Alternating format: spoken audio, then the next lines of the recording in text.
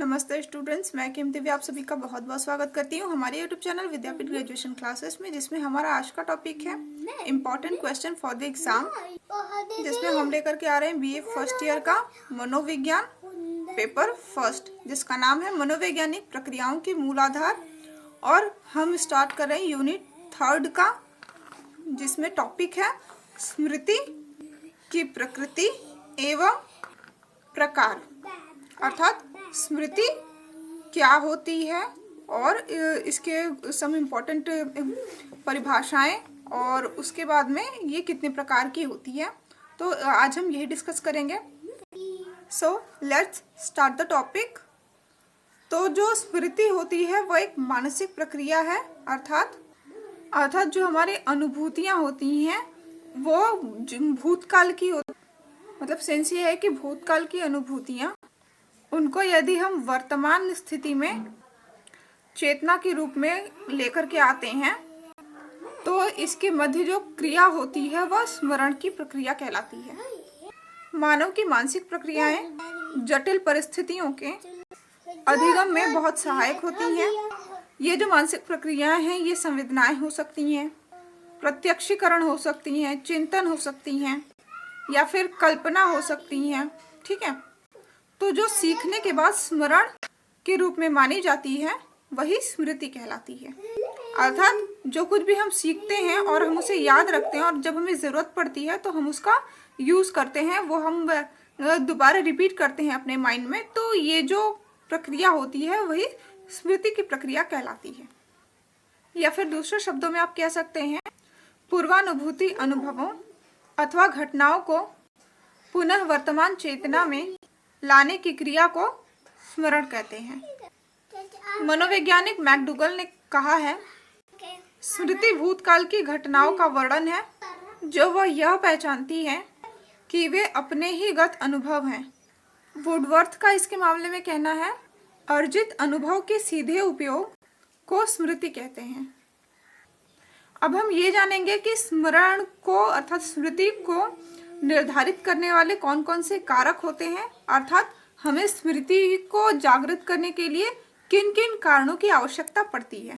तो स्मृति के कारक के रूप में हमने 3 चीजों को रखा है, जिसमें है पुनः स्मरण करना, अर्थात कि जब भी हमें किसी चीज की पूर्वानुभूति की आवश्यकता हमें वर्तमान में होती है तो हम पुनः स्मरण करते हैं। ठीक है, नेक्स्ट है शिक्षण।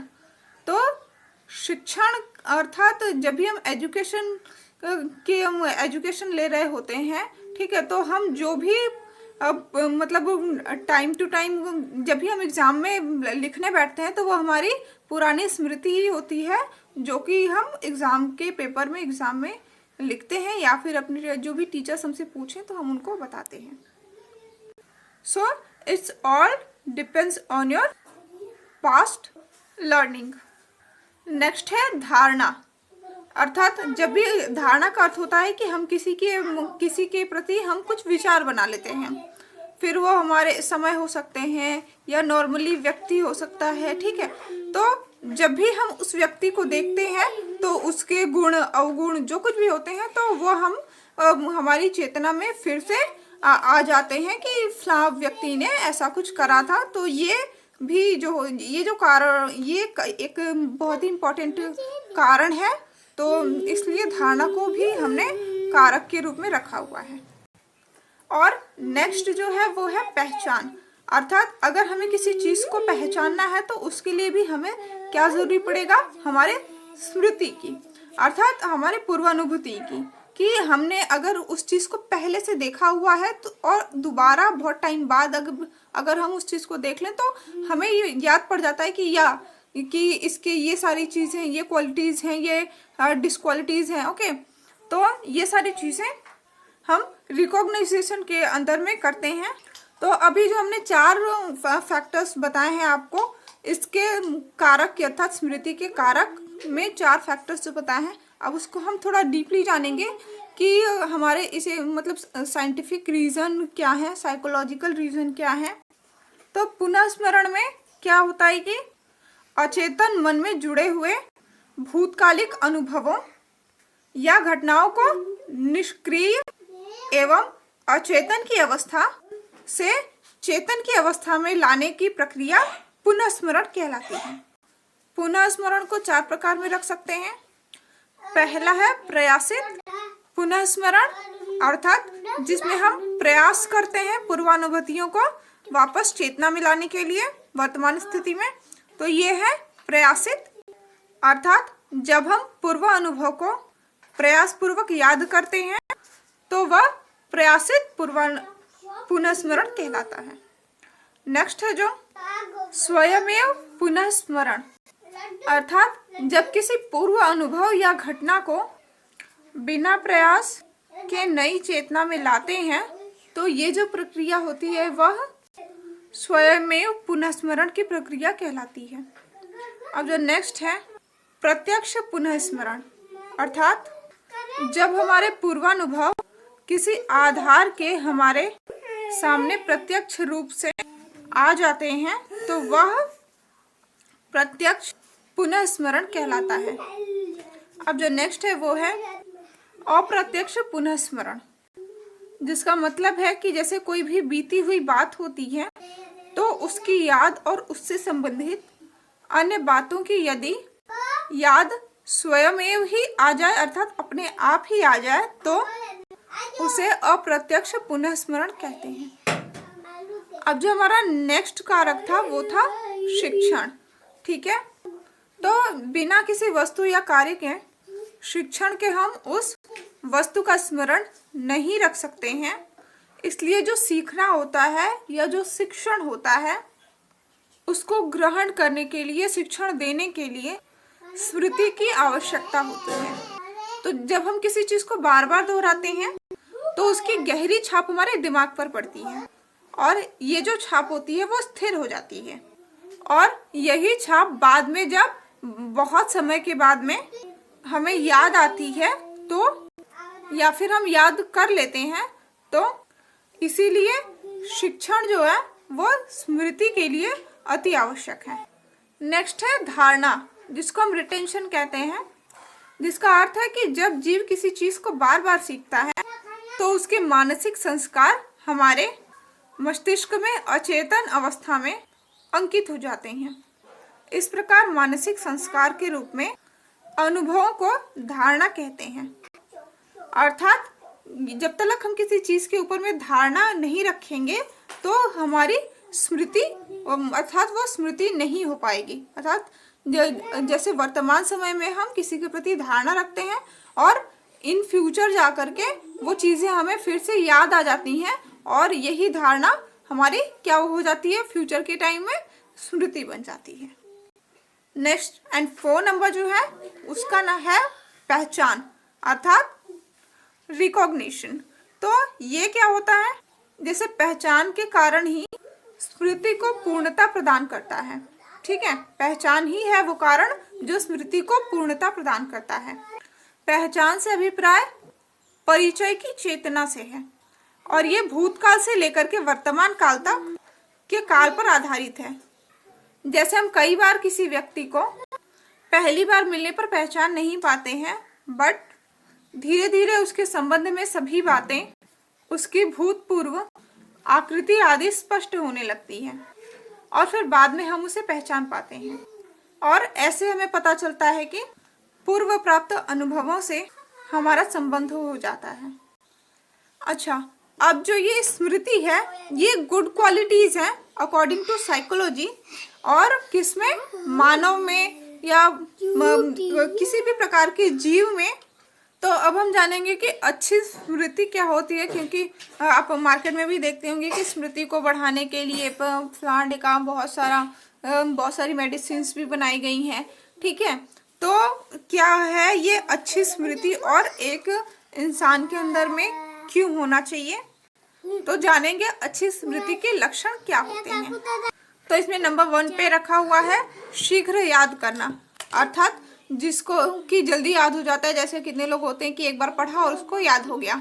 ठीक है, तो ये अच्छी स्मृति के लक्षण है।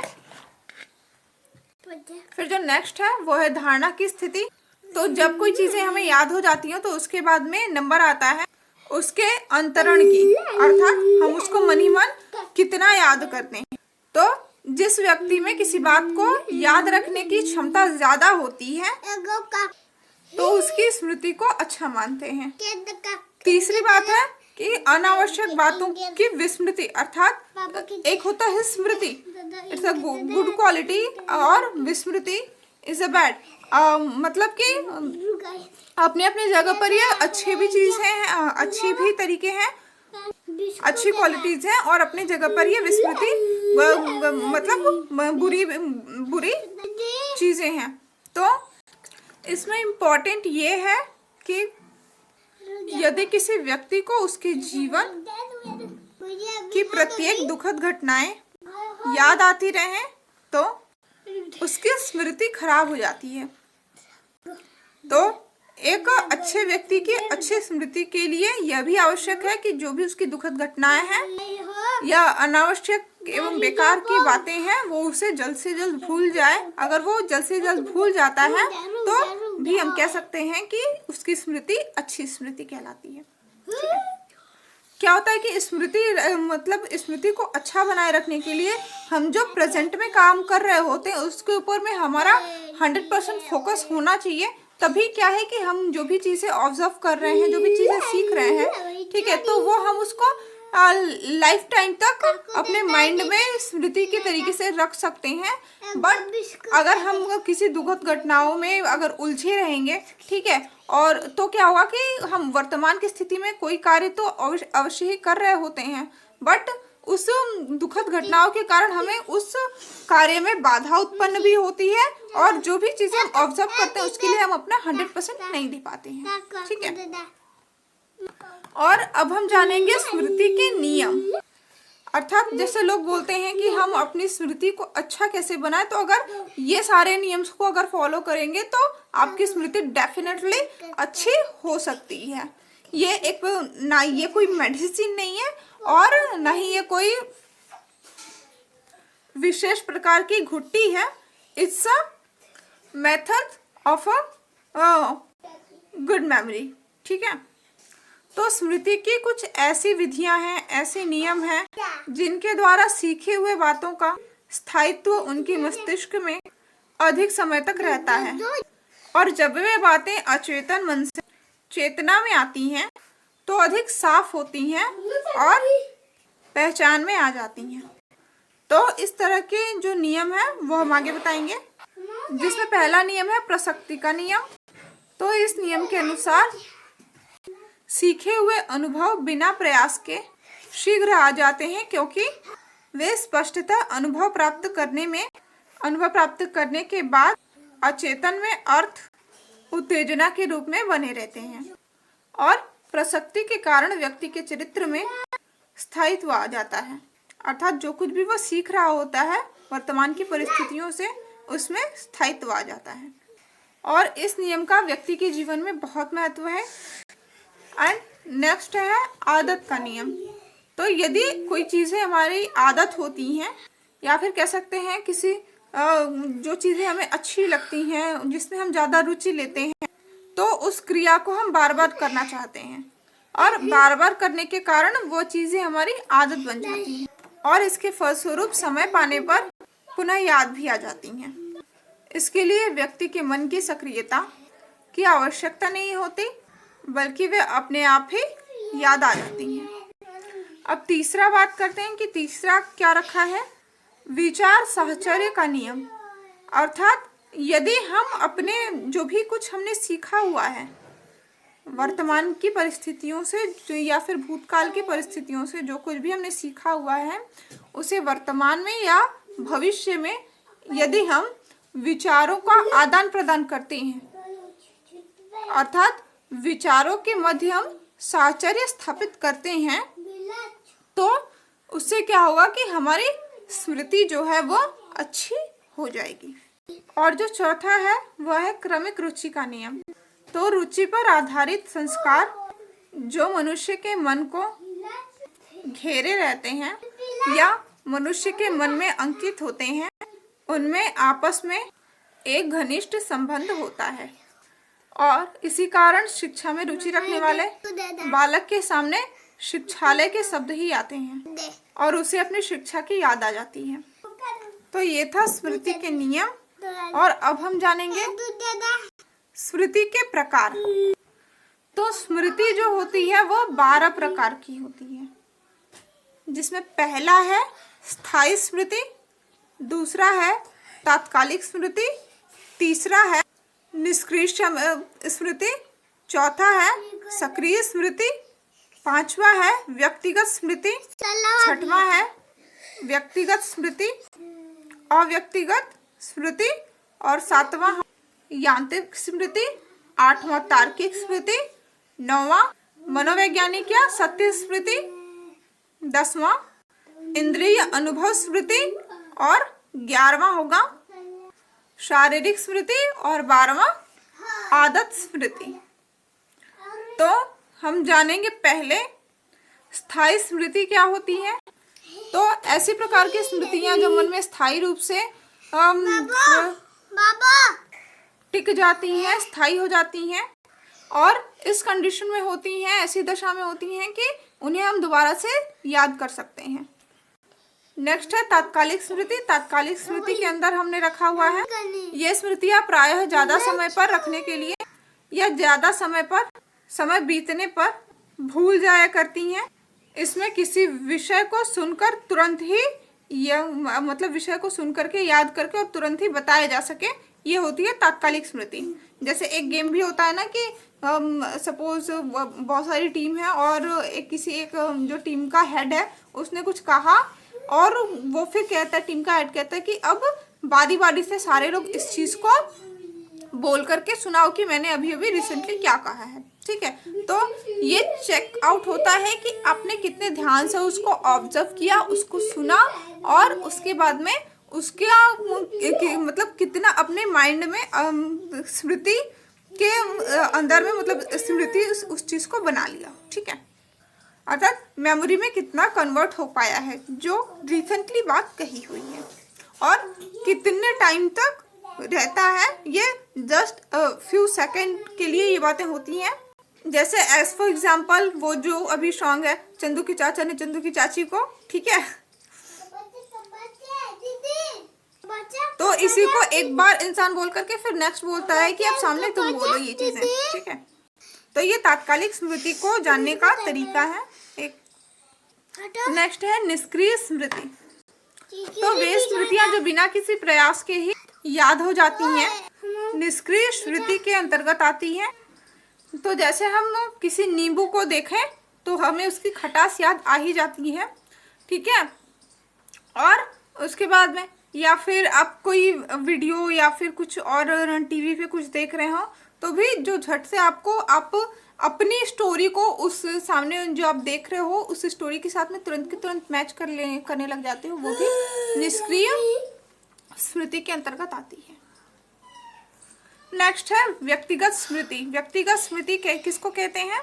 जब हम गत सीखे तत्वों या अपने अनुभवों को पुनः स्मरण करते हैं तो वह व्यक्तिगत स्मृति कहलाती है, जिसका सीधा तात्पर्य है कि हमने अपनी मर्जी से क्या कुछ सीखा है, क्या कुछ सीखना चाहते हैं, ना कि कोई दूसरे की मर्जी से। जैसे स्कूल में क्या होता है कि टीचर हमें जो कुछ भी बोलते हैं तो उसे हमें सीखना ही पड़ता है, बट इन व्यक्तिगत मेमोरी के व्यक्तिगत स्मृति के अंदर हम क्या रखते हैं कि जो चीज़ें हम अपनी इच्छा से सीखते हैं।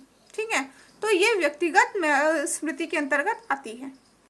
अब जो नेक्स्ट है वो है अव्यक्तिगत स्मृति, अर्थात वही जो ऐसी स्मृति जिसको हम अपनी इच्छा से नहीं सीखते हैं या फिर हम उसे सोशली सीखते हैं। सोशली इन द सेंस जैसे कि जो ज्ञान हम पुस्तकों से या फिर अपने मित्रों से प्राप्त करते हैं वह अव्यक्तिगत स्मृति कहलाती है। इसमें हम अपने किए गए अनुभवों के अलावा अन्य बातों का स्मरण करते हैं। अब नेक्स्ट है यांत्रिक स्मृति। बिना किसी चीज को समझे उसे ज्यों का त्यों रट लेना यांत्रिक स्मृति कहलाती है, और जब हमें जरूरत पड़ती है तो हम उसे सामने वाले व्यक्ति को याद करके मतलब पुनः चेतना में ला करके सुना भी देते हैं। तो जैसे आप एग्जांपल ले सकते हैं, जैसे आपने कोई पोयम याद कर लिया किसी का, और बट क्या होता है कि उसकी चीज़ें आपको समझ में नहीं आती है कि उस पोएम के अंदर कहा क्या जा रहा है, बट आपने उसको रट लिया और रट करके सुना दिया। नेक्स्ट है तार्किक स्मृति। तो जब कोई व्यक्ति किसी विषय को खूब समझकर और उस पर वाद विवाद करके उसे याद करता है तो वह बातें अधिक स्थायी होती हैं। अर्थात जो तर्क वितर्क करने के बाद में जो निष्कर्ष निकलता है उसको याद रखते हैं, और इस प्रकार का ये जो घटना होती है वो स्थायी समय के लिए हमारे दिमाग में विचरण करती रहती है। तो इस प्रकार की जो स्मृति होती है वो तार्किक स्मृति कहलाती है, और इस प्रकार की जो बातें होती हैं वह कभी भी स्मरण की जा सकती हैं। स्पेशली जैसे कभी दो लोगों के बीच में झगड़ा हो रहा हो और बहुत टाइम के बाद में अगर हम सामने उस व्यक्ति को देख जाए तो हमें याद क्या आता है कि सामने वाले व्यक्ति ने हमको ऐसे बोला हुआ था। ठीक है, नेक्स्ट है मनोवैज्ञानिक या सत्य स्मृति। इस प्रकार की स्मृति में बालक को उसके विषय शीघ्र याद हो जाते हैं और जो जल्दी भूल जाने की बाधाएं होती हैं वे हट जाती हैं। तो इस प्रकार की जो विधि होती है वो सर्वोत्तम मानी जाती है। नेक्स्ट है इंद्रिय अनुभव स्मृति। अर्थात जब कोई विचार किसी व्यक्ति द्वारा उसके ज्ञानेंद्रियों द्वारा किया जाता है, इंद्रिय अनुभव स्मृति कहलाती है। जैसे जब हमारी आंखें बंद होती हैं उसके बावजूद भी हम किसी वस्तुओं को स्पर्श से या सुन करके बता सकते हैं कि वो कौन सी वस्तु है, क्योंकि ये सारी चीज़ें जो हैं वो हमारी ज्ञानेंद्रियों द्वारा पहचानी हुई होती हैं। अब नेक्स्ट है शारीरिक स्मृति। तो जब हम किसी क्रिया को बार बार दोहराते हैं और उस क्रिया में उनसे गलती नहीं होती, यह जो शारीरिक अभ्यास होता है वह शारीरिक स्मृति कहलाता है। नेक्स्ट है आदत स्मृति। यह स्मृति यांत्रिक स्मृति की तरह होती है। जब कोई क्रिया बार बार की जाती है तो उसको करने की हमारी आदत पड़ जाती है और फिर नहीं भूलती। उदाहरण के लिए जैसे हम साइकिल चलाने के लिए साइकिल चलाने की जैसे हमें आदत पड़ जाती है तो साइकिल पर बैठते ही पैडल अपने आप ही घूमने लग जाता है, अर्थात साइकिल अपने आप ही चलने लग जाती है। हमें पता भी नहीं चलता है कि कब बैठा और कब स्टार्ट हो गई है, वो मोटर गाड़ी की तरह। अब जानेंगे कि जिनकी खराब स्मृति है, इतनी सारी स्मृति के बारे में जानने के बाद में, तो स्मृति की सुधार अकॉर्डिंग टू साइकोलॉजी हम कैसे कर सकते हैं, अब वो जानते हैं। तो नंबर 1 पे है जो भी चीज़ें हम सीख रहे हैं वर्तमान की स्थिति में उसे हमें ध्यानपूर्वक सीखना चाहिए। नेक्स्ट है जिसे उस चीज़ को सीखना है उस चीज़ को उसके इरादे के साथ में सीखेंगे तो ज़्यादा बेटर होगा। अगर एग्जाम्पल लें, जैसे हम अभी स्मृति के बारे में पढ़ रहे थे, तो हमें क्यों पढ़ना है स्मृति को, अर्थात स्मृति वाले चैप्टर को हमें क्यों पढ़ना है, क्योंकि हम जान पाए कि स्मृति क्या चीज़ होती है और वो कैसे एक व्यक्ति के जीवन में कितना महत्वपूर्ण स्थान रखती है। तो हमारा इरादा क्या बना, ये जानने का, मतलब एक इच्छा जो जागृत करना, और जब वो इच्छा इच्छा की प्राप्ति पूर्ण हो जाती है उसके बाद में वो जो संतुष्टि होती है वो संतुष्टि एक मनुष्य बहुत लंबे टाइम के लिए संभाल करके रखता है। नेक्स्ट है स्मृति से प्रतिमाओं के सीखने के समय उपयोग करना चाहिए। अर्थात जैसे कोई चीज़ें हमने सीख तो लिया है बट उसका हमारी ज़िंदगी में कोई उपयोग नहीं है, तो हम क्या करते हैं, हमारा जो माइंड है उस चीज़ को विस्मृत कर देता है।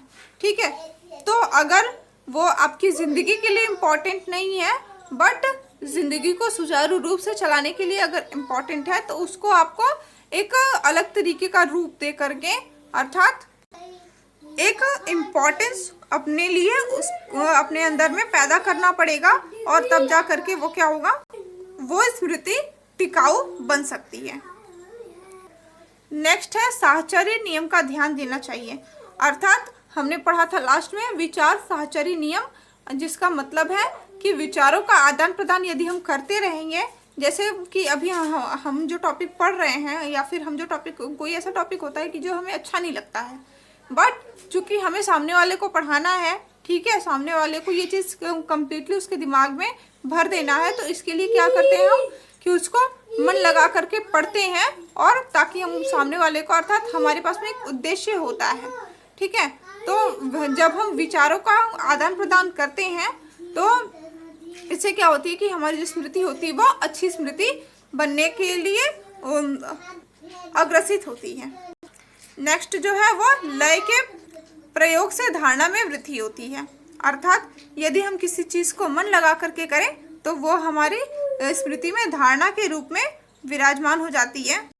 अर्थात सपोज कीजिए कि अगर हम सामने में किसी से झगड़ा कर रहे हैं, तो अगर बड़ा ही मन लगा करके अगर सामने वाले व्यक्ति से हम झगड़ा कर रहे हैं, तो बाद में क्या होती है कि हमारी जो धारणा बन जाती है कि हमने उसको ऐसा ऐसा ऐसा सब करके सुनाया है, तो वो क्या होता है कि धारणा में वृद्धि हो जाती है। तो इसी प्रकार से जब हम कोई चीज़ सीख रहे होते हैं तो हमें भी ऐसा लगना चाहिए, जिस प्रकार हम झगड़ा करने में बहुत ज़्यादा मन लगाते हैं, ठीक है, उसी प्रकार से हम जो चीज़ें सीख रहे हैं उसमें भी अगर हम बहुत ज़्यादा मन लगाएंगे, बहुत सारी क्या बोलते हैं उसको, इन्वेंशन करेंगे, तो हमारी जो स्मृति है, जो चीज़ें सीख रहे हैं उससे हमारी जो स्मृति है वो उसका लेवल अप हो जाएगा। नेक्स्ट है कि हमें अगर अपनी स्मृति अच्छी करनी है तो जो भी चीज़ हम सीख रहे हैं उसे थोड़े थोड़े अवकाश के साथ में सीखना चाहिए।